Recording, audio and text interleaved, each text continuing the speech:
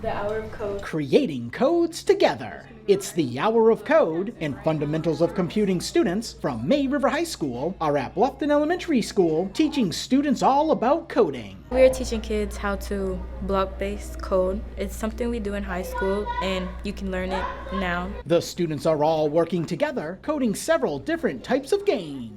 They're learning how to move their character forward and jump over different obstacles and just code the game. On the board, we were looking at blocks that would control the little characters, and I was trying to get it set up for them and then have them complete the rest from a basis that they already had. The elementary kids are excited to be planning out, writing, and testing their codes. We were pulling down the correct blocks to show what the thing or person that we are moving to get to the goal of what they're trying to get. We're coding this tiny character.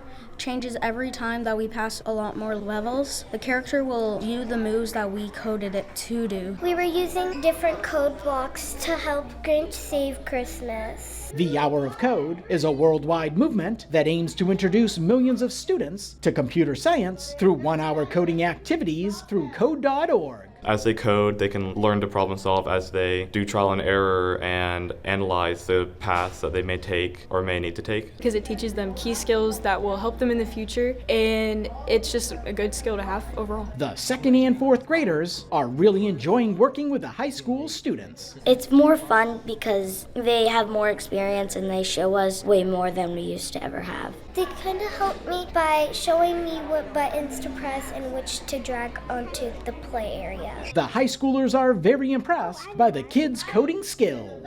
When we first came in, they were excited and they were happy, and now they're just doing so good. They're doing better than me than my first time, and it just makes me happy to see little kids love doing what they're doing. I think it's cool how they're already so independent and they're already so advanced in the coding and helping each other. The May River High School students also visited Pritchardville Elementary School to code with 5th grade students there.